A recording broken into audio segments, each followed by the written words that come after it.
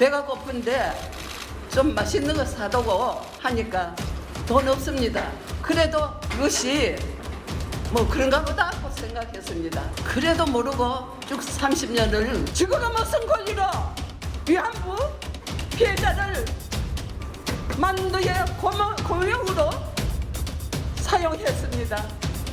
속이고 이용하고 제주는 고매하고 돈은 떼살림 받아먹었습니다. 저 안서이덕한 데도 보니까 쉼터를 지어놓고 화려하게 지났습니다.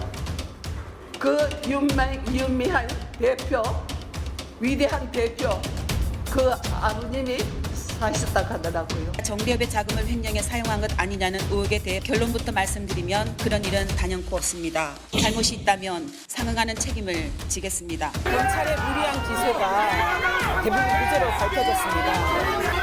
특히 일부 약 1,700만 원에 해당되는 횡령금은 유죄로 인정이 되었습니다. 하지만 그 부분도 횡령하지 않았습니다.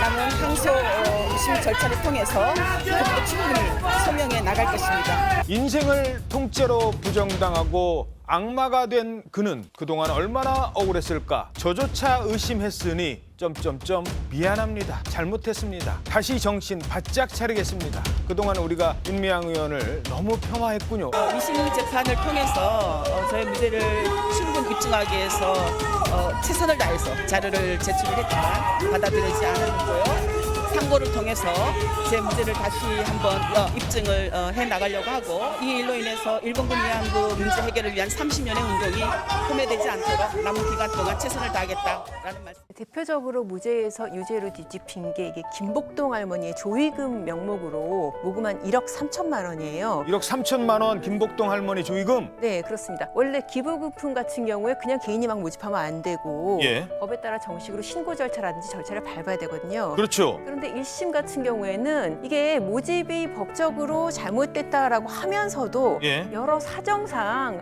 뭐 이 정도는 그래도 타의 상규상 봐줄 수 있다.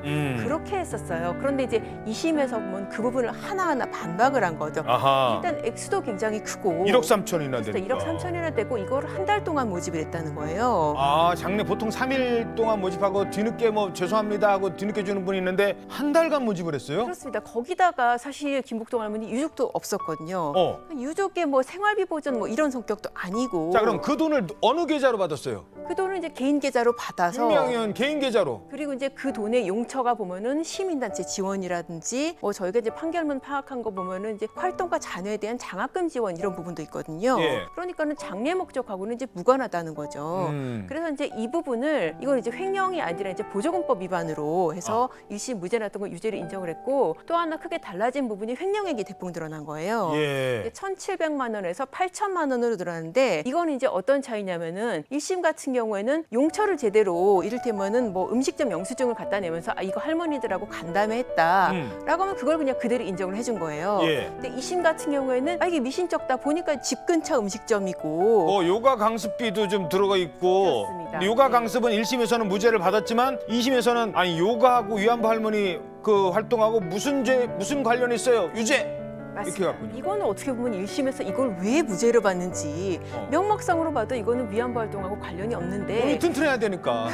아, 정말 사람이 발휘할 수 있는 최대한의 선의를 가지고 해석한 게 아닐까 싶을 정도로 조금 이해가 안 가는 부분이 좀 개인적으로 많긴 했었습니다. 제가 이제 지역에서 정치인이니까 지역에서 사람들 만나면 우리 당의 당원들, 고양시에 있는 당원들이 이런 얘기합니다. 아니 그 위원장님, 그 윤미향 의원은 다 무죄가 됐다면서요? 그 민주당 분들 만나면 그렇게 얘기하는데 그게 맞아요? 그럼 아니에요. 1,700만 원 횡령 혐의가 돼서 벌금 내려왔어요. 그럼 아니라던데 이렇게 얘기를 합니다. 이런 오인이 발생한 이유가 뭐겠습니까? 지금 이재명 대표가 미안하다, 잘못했다, 너를 악마화했다 뭐 이런 식으로 그 분에 대해서 면죄부를 부여하고 예. 그다음에 민주당 의원들 또 여러분이 거기에 동조해서 마치 이게 아무런 죄가 없는 억울한 사람을 잡아다가 검찰이 기소를 한 것처럼 그런 분위기를 만들어낸 게 사실이거든요. 근데 지금 2심 판결이 내렸는데 뭐 이재명 대표야 단식 정신적으로 뭐 후유증으로 누워 있으니까 그렇다 치더라도 그때 다 얘기했던 다른 분들, 다른 의원들 입장 표명해야 되는 거 아닙니까? 적어도 우리가 잘못 알았습니다라고 얘기를 하시든가 아니면 제가 잘못 알았지만 대법원 판결까지 기다려 보겠습니다라고 얘기를 하든가. 예. 근데 이게 이런 식으로 얘기하면은 국민들에게 어떤 사실관계를 오도해서 자기들에게 유리한 정치적 결과를 끌어나가려는 그런 정치적 술수에 불과했다. 1심 판결에 대한 이재명 대표를 비롯한 민주당 일부 의원들의 반응이 그랬다라고 저는 생각을 합니다. 참 가슴이 아픈 일까지도 자신들의 이득을 위해 움직이는가?